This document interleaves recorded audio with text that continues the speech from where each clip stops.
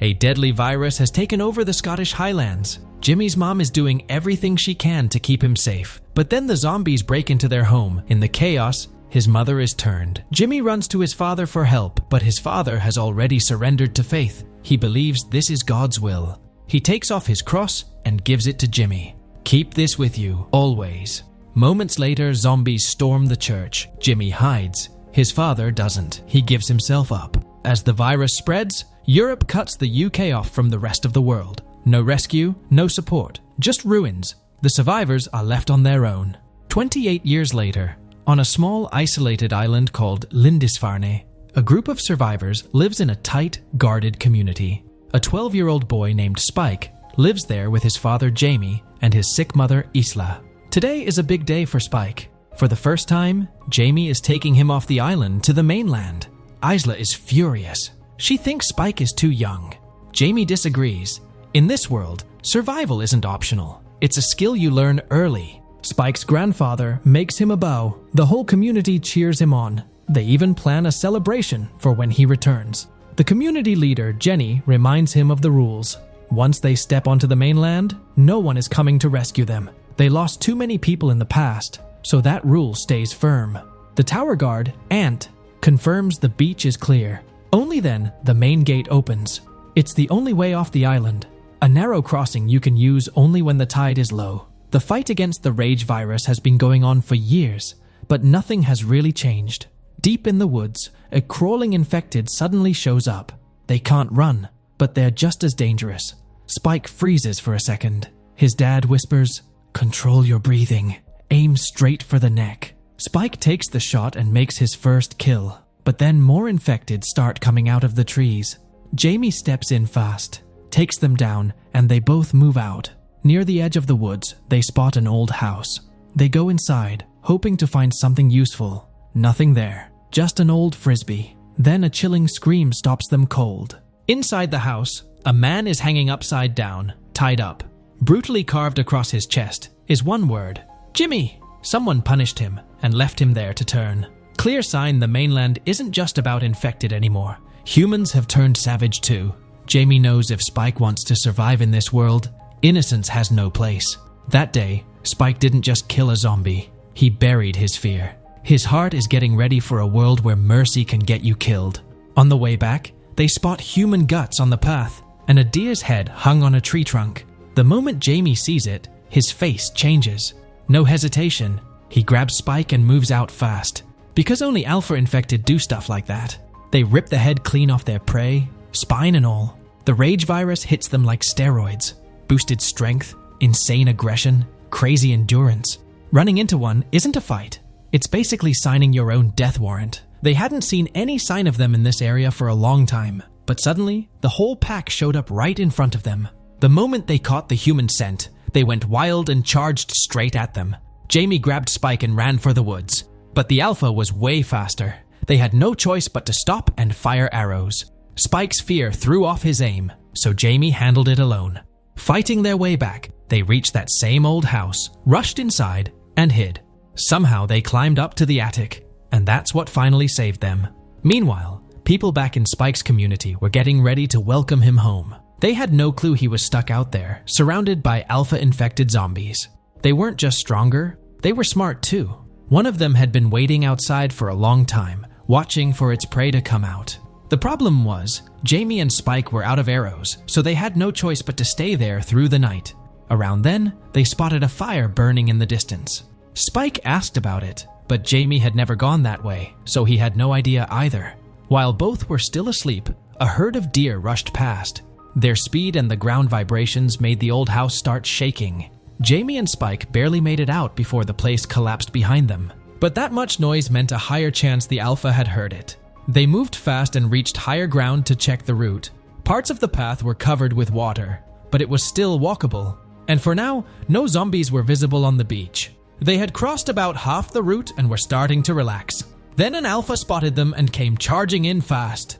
Within seconds, it was right on their tail. Spike tripped while running and thought it was over. Jamie kept him steady, pulled him up, and they both ran toward the main gate, shouting for help. Guards from the tower took aim and fired a volley of arrows. Somehow, they stopped the Alpha, saving both their lives. But community leader Jenny didn't open the gate right away. First, they made sure neither of them was infected. Only then was the gate opened. Spike's return turned into a full celebration across the community. His dad shared the story of his bravery, and people cheered, danced, and enjoyed the moment.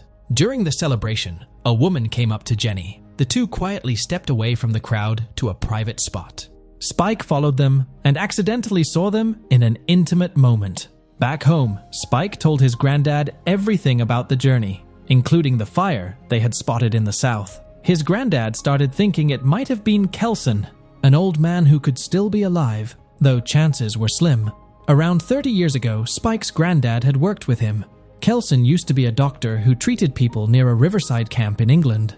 That reminded Spike of something his father had said, that no doctors were left alive, so his mom's illness couldn't really be diagnosed. Now Spike began to wonder if his dad wasn't telling the full truth. His granddad explained that Dr. Kelson had always been a bit unusual, so Jamie probably avoided mentioning him, just to keep Spike from getting worried. The next morning, Spike's mom woke up in severe migraine pain again. It had become routine. Some days, she forgot things. Other days, she even mistook Spike for his dad. Spike couldn't take it anymore. He asked Jamie about Dr. Nelson. Maybe he could help her. Jamie admitted Nelson used to be a doctor, but said he'd gone crazy. Before Spike was born, people from the community often traveled far to find food. One day, they followed a strong, rotten smell. At the top of a hill, they saw something disturbing. Hundreds of bodies laid out in rows. And right in the middle, Nelson had a fire going, doing something no one could really understand. He even signaled them to come closer. After that day, nobody from Lindisfarne ever went that way again. That planted doubt in Spike's mind.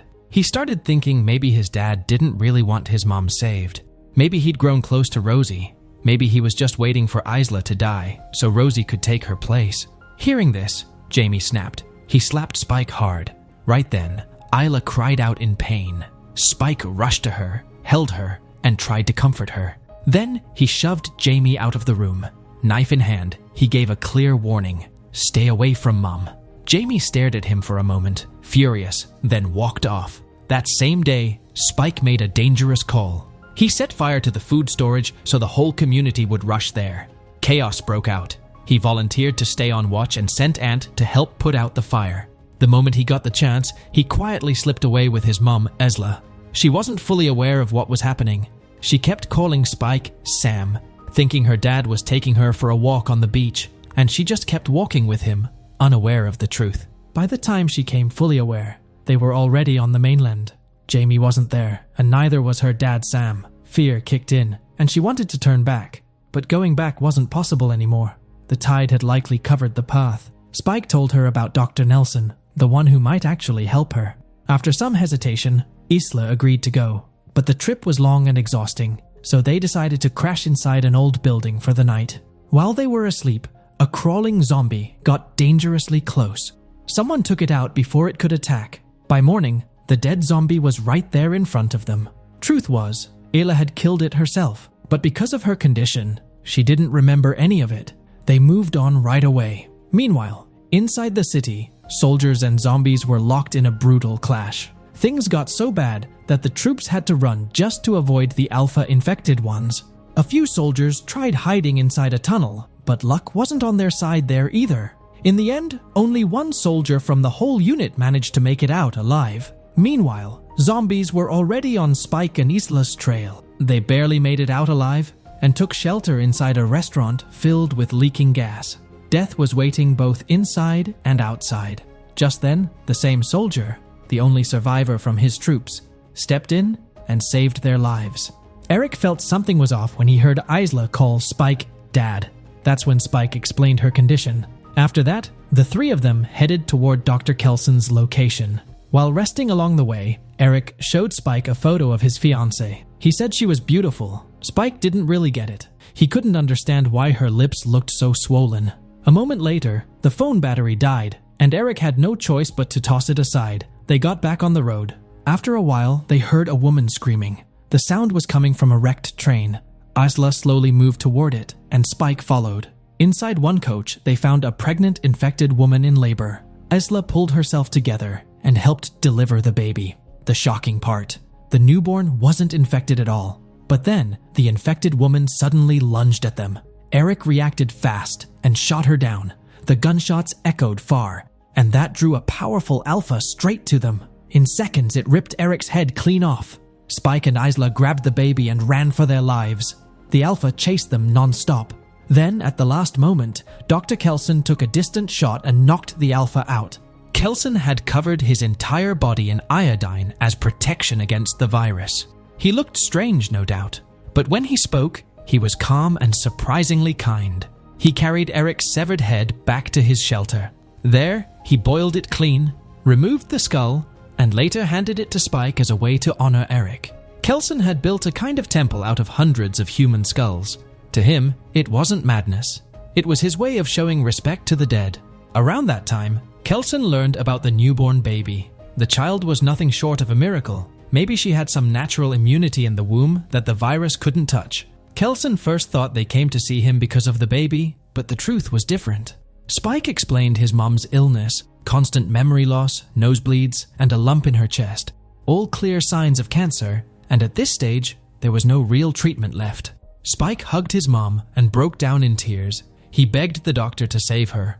But Kelson had no way to cure Isla. Her condition would only get worse, and the end wasn't far. In the end, Isla chose a quick death over slow suffering and gave the doctor permission to end it. Later, Spike paid his respects and placed her skull at the very top of the temple. The next day, that same alpha tracked them down to Kelson's shelter.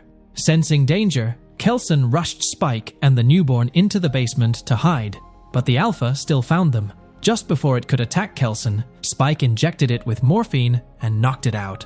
After that, the place wasn't safe anymore. Spike eventually returned home with the baby. Not to stay, just to leave her somewhere safe along with a letter. When his father found the baby and read the note, he ran straight to the main gate. But Spike was already gone. In the letter, he wrote that he wanted to see more of the world and would come back when he felt ready. 28 days had passed since he left home. He was by a river, cooking a fish, when zombies suddenly attacked. He ran, firing arrows to survive, but ended up trapped with nowhere to go.